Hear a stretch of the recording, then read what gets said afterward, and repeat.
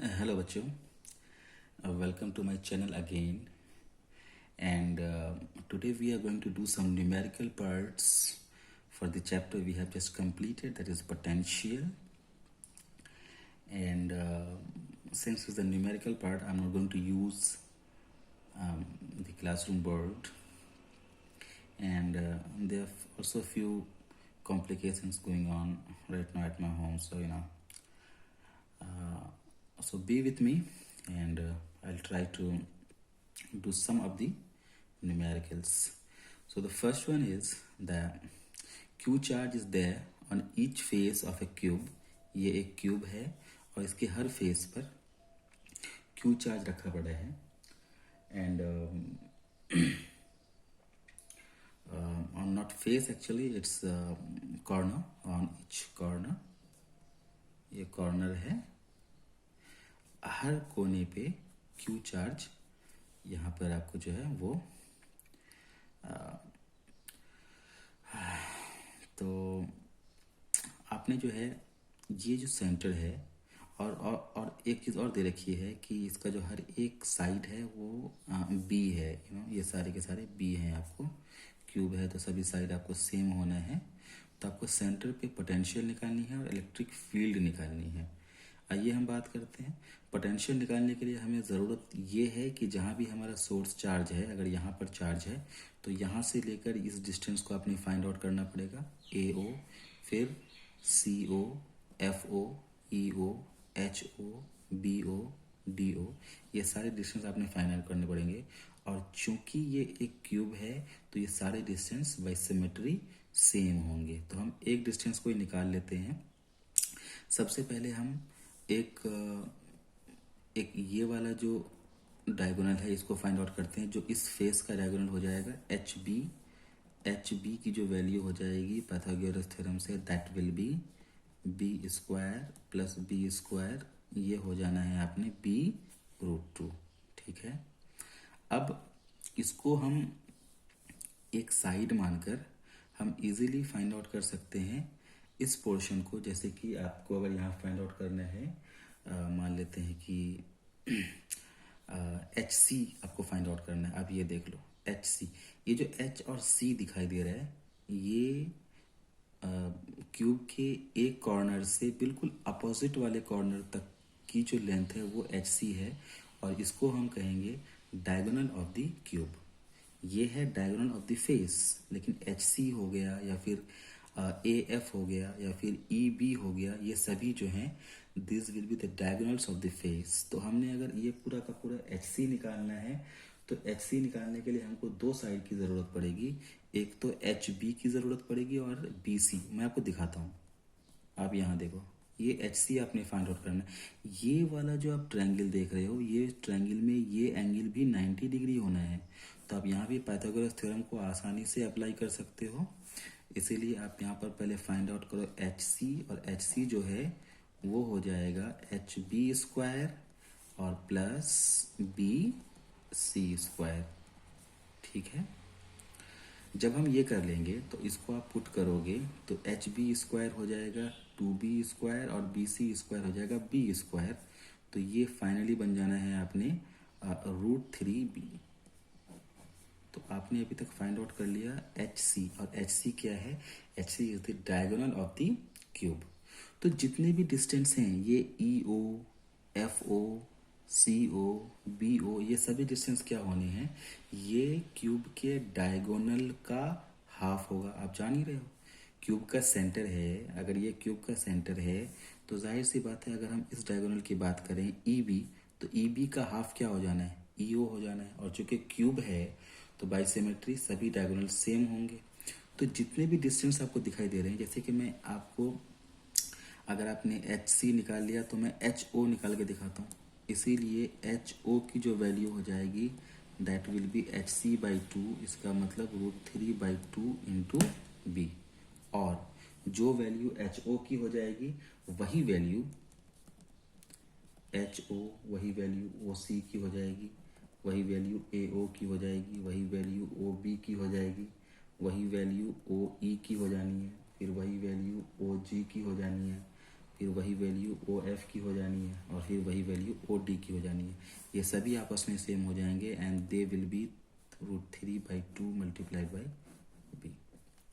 तो आप देख लो यहाँ पे आपका चार्ज रखा पड़ा है Q और यहाँ से सेंटर की जो दूरी है दैट इज √3/2 इंटू बी।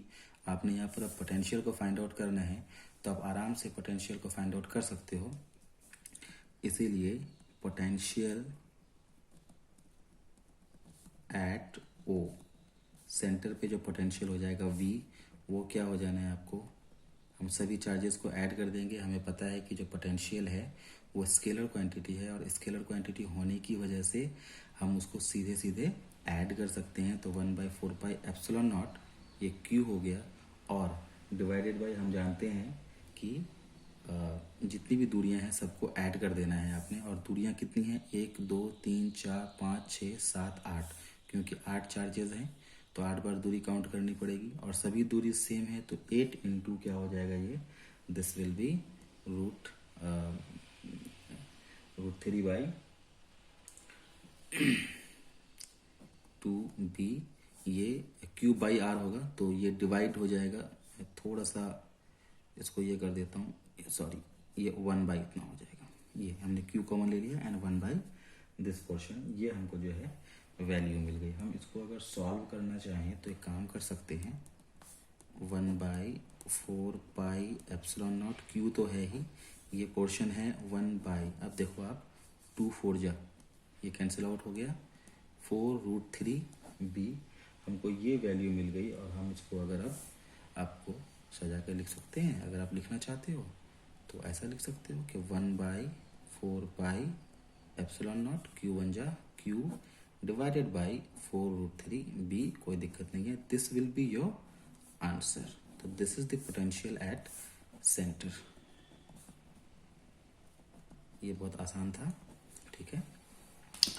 और हमने क्या किया, हमने सिर्फ इस क्यूब का एक डायगोनल निकाला और हमने डायगोनल्स की डिस्टेंस को हाफ कर दिया, क्योंकि वही डिस्टेंस हुआ करता है हर चार्ज से आपको सेंटर का। और फिर हमने सभी पोटेंशियल को डायरेक्ट निकाल लिया, क्योंकि 8 दूरियां हैं तो हमने दूरी को 8 से मल्टीप्लाई कर दिया। अब बात आती है इलेक्ट्रिक फील्ड की, तो वो निकालने की ज़रूरत नहीं है। आप सिमेट्री से देखो, ये अगर पॉजिटिव चार्ज है तो यहाँ पर इलेक्ट्रिक फील्ड इस डायरेक्शन में होगा, यहाँ भी पॉजिटिव चार्ज है, इलेक्ट्रिक फील्ड इस डायरेक्शन में होगा। इलेक्ट्रिक फील्ड की डायरेक्शन बिल्कुल सेम अपोजिट है, लेकिन वैल्यू जो होगी वो बिल्कुल सेम होगी, क्योंकि डिस्टेंस सेम है तो मैग्नीट्यूड सेम है और वैल्यूज अपोजिट हैं। उसी तरह से यहाँ से इलेक्ट्रिक फील्ड और यहाँ से इलेक्ट्रिक फील्ड ये भी एक दूसरे को कैंसिल आउट कर देंगे। तो हर एक कॉर्नर का अपोजिट कॉर्नर इलेक्ट्रिक फील्ड को एक दूसरे को कैंसिल आउट कर देगा, और चूंकि कैंसिल आउट कर देगा तो इलेक्ट्रिक फील्ड की जो वैल्यू सेंटर पे हो जाएगी दैट विल बी 0। ये सिंपल सा क्वेश्चन था, ठीक है। एक क्वेश्चन मैंने बना रखा है पहले से, आप इसको देखो, दिस वन। क्वेश्चन ये है कि आपके पास दो चार्जेस हैं +Q एंड -Q, बीच में 2 पॉइंट्स हैं A और B। A और B के बीच की दूरी y है और +Q से A तक की दूरी x है, -Q से A तक की दूरी x है। आपको फाइंड आउट करना है potential A minus potential B। मतलब ये हुआ कि A और B के बीच में पोटेंशियल डिफरेंस निकालना है। मैं फिर से कह रहा हूँ, फिर से देख लो आप। दो चार्जेस हैं आपके पास, एक है +Q और एक है -Q। +Q से A की दूरी x है, -Q से B की दूरी x है और A और B के बीच की दूरी y है। तो आपको फाइंड आउट करना है potential difference between A and B। चलिए हम इसको देख लेते हैं, आप एक बार क्वेश्चन फिर से देख लो, फिर हम आगे बढ़ते हैं। अब यहाँ पर आप क्या कर सकते हो, पहले A पर हम पोटेंशियल निकालेंगे ड्यू टू +Q की वजह से A पर पोटेंशियल निकालना है तो हमें ज़रूरत पड़ेगी +Q से A तक के बीच की दूरी दैट इज़ x, ठीक है। तो हमने इसको V1 मान लिया, तो V1 की value 1/4πε0 Q divided by x, इसको हमने माना इक्वेशन नंबर 1, ठीक है। फिर इसी पॉइंट A पर -Q की वजह से potential at A potential due to -Q that is V2 मान लेते हैं। और -Q से A की दूरी कितनी बचती है, यहाँ से यहाँ तक x है और यहाँ से यहाँ तक y है, तो टोटल डिस्टेंस क्या हो गया x + y।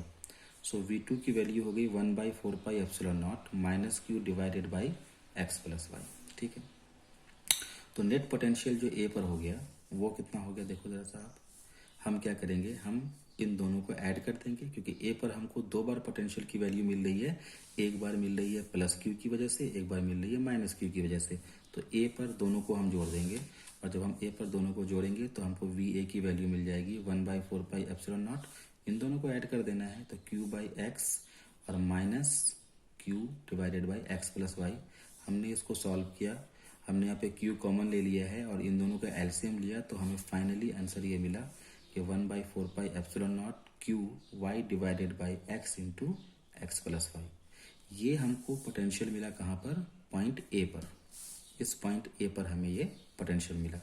अब आप देखो, जब हमने पोटेंशियल निकालना है बी पर, तो बी पर भी जो वैल्यू होगी, जो भी मैग्नीट्यूड होगा, वो तो बिल्कुल सेम होगा, क्योंकि आप ध्यान दो, ए पर क्यू की वजह से डिस्टेंस x है, माइनस क्यू की वजह से डिस्टेंस x प्लस वाई है। आप बी पर देखो, बी पर भी माइनस क्यू की वजह से डिस्टेंस x है और a की वजह से x प्लस वाई है। तो दोनों ही पॉइंट पर दोनों चार्जेस की वजह से पोटेंशियल की जो वैल्यू होनी है वो बिल्कुल सेम होनी है, क्योंकि डिस्टेंसेस बिल्कुल सेम है। लेकिन साइन अलग हो जाएगा, क्योंकि जब ए पर निकालेंगे तो ए पर आपको जो है प्लस क्यू की वजह से, और जब हम बी पर निकालेंगे तो माइनस क्यू की वजह से, तो साइन थोड़े से चेंज हो जाने पड़ेंगे आपको। तो नाउ पोटेंशियल एट बी, यहाँ पर जो पोटेंशियल एट ए आया था इट वाज प्लस, और जो पोटेंशियल एट बी आएगा, जो वैल्यू बिल्कुल सेम आएगी, यहाँ पर सिर्फ और सिर्फ आपको साइन चेंज हो जाएगा, माइनस। आप इसको खुद से भी बना सकते हो, बी पर आप प्लस क्यू की वजह से दूरी लेके, माइनस क्यू की वजह से दूरी लेके आप बी पर आराम से बना सकते हो, और आप मुझे बता सकते हो कि बना कि नहीं। ये वैल्यू मिलेगी आपको, मैग्नीट्यूड सेम मिलेगा, सिर्फ माइनस होगा। अब आपने फाइंड आउट क्या करना है, V A minus V B. ठीक है, तो हमने क्या किया, वी ए की वैल्यू हमने यहाँ पर पुट कर दी, वी ए की वैल्यू पुट कर दी हमने 1/4πε0 q y divided by x into x plus y. और जब इसमें हम माइनस करेंगे इस माइनस वैल्यू को, तो माइनस एंड माइनस प्लस हो जाएगा, और फिर सेम वैल्यू रिपीट हो जाएगी आपको। ये दोनों वैल्यूज आपस में सेम है, तो हमने क्या कर देना है, जिस तरह से आप ऐसा कर सकते हो, एक आम और एक आम, 2 आम हो गए, तो हमने इसको सिंपली जो है आपको 2 यहाँ पर ऐड कर दिया, तो 1/4πε0 2qy divided by x into x plus y. This is the potential difference between A and B. तो आप इसको देख सकते हो एक बार, ठीक है। तो इट वॉज सो सिंपल। ये क्वेश्चंस आपके एनसीईआरटी से ही लिए गए हैं, ठीक है। आप एनसीईआरटी हमेशा बनाने की कोशिश करो, एनसीईआरटी से बेहतर कोई बुक मुझे नहीं लगती। अगर आपने एनसीईआरटी अच्छे से बना लिया, उससे भी आपको कोई रोक नहीं सकता। So that's so simple. And then हम एक और क्वेश्चन की बात करेंगे। एक क्वेश्चन ये वाला है कि there are 3 charges at 3 corners of a square. ये स्क्वायर है और स्क्वायर के 3 कॉर्नर्स पर 3 चार्जेस हैं, एक क्यू है, एक 2q है और एक 4q है। What charge should they be at 4th corner. इस चौथे कॉर्नर पे कितना चार्ज हम पुट करेंगे, ये मैंने आंसर लिख रखा है पहले से, बट कोई बात नहीं, हम उसको फाइंड आउट करेंगे अभी। तो what charge should there be at 4th corner to result in net potential 0 at the centre. यहाँ पर हम कितना चार्ज रखें कि हमारा जो सेंटर है, इस सेंटर पर पोटेंशियल इन चारों चार्जेस की वजह से 0 हो जाए। फिर से मैं आपको रिपीट करना चाहूँगा, रिवाइज कराना चाहूँगा कि जो भी हमारा पोटेंशियल है that is a scalar quantity. तो स्केलर क्वांटिटी है, तो हमने सिंपली किसी भी पॉइंट पर नेट पोटेंशियल निकालने के लिए उस पॉइंट पर सभी डिफरेंट चार्जेस की वजह से पोटेंशियल को ऐड करना पड़ता है। तो एक काम करते हैं, यहाँ पर हमें Q चार्ज दे रखा है, यहाँ 2Q और यहाँ 4Q, यहाँ वाले चार्ज को हम कैपिटल Q मान लेते हैं। तो आप देख लो, Q की वजह से जो पोटेंशियल है दैट इज़ V1। V1 की वैल्यू कितनी हो जाएगी, इस Q से यहाँ तक की जो डिस्टेंस मान लेते हैं R है, तो Q की वजह से सेंटर पे जो पोटेंशियल है that is 1/4πε0 Q divided by R। 2Q की वजह से कितनी हो जानी है, 1/4πε0 2Q/R। 4Q की वजह से कितनी हो जानी है, 1/4Q/0 4Q/R। और ये वाला चार्ज हमें पता नहीं है दैट इज़ प्लस Q। तो प्लस Q की वजह से कितनी हो जानी है, 1/4πε0 plus Q divided by R। हमने क्या कहा कि सेंटर पे टोटल पोटेंशियल 0 है, तो इन सब का एडिशन जो है वो 0 के बराबर हो जाएगा। इसीलिए नेट पोटेंशियल वो 0 हो जाएगा, V1 plus V2 plus V3 plus V4। और हमने इन सबों को जोड़ देना है। जब हम इन सबों को ऐड करने की कोशिश करेंगे तो 1/4πε0 वो कॉमन आएगा, और ये सभी बच जाएंगे आपको। तो ये देख लो आप। और चूँकि सब में 1/r भी है तो 1/r भी हम कॉमन ले लेते हैं। तो 1/r इंटू 1/4πε0 और बचा q plus 2q plus 4q and plus q। तो 1/4πε0r और यहाँ पर देखो 4q 2q एंड q मिलाकर 7q हो गए। 7q प्लस q बराबर 0। तो इस पूरे की वैल्यू 0 हो गई। ये इस पर आएगा, 0 से मल्टीप्लाई करके 0 ही हो जाएगा। एंड फाइनली जो q की वैल्यू हो जाएगी दैट इज -7q। तो ये को जो है कुछ क्वेश्चंस मैंने अभी बनाने की कोशिश की है फ्रॉम योर बुक NCERT। आप भी कोशिश करो, और अगर कोई प्रॉब्लम आती है तो आप मुझे बताओ, मैं आपके प्रॉब्लम्स को सॉल्व करने की कोशिश करूँगा। ठीक है, थैंक यू वेरी मच। ठीक से पढ़िए और अपना ख्याल रखिए। Okay, bye bye.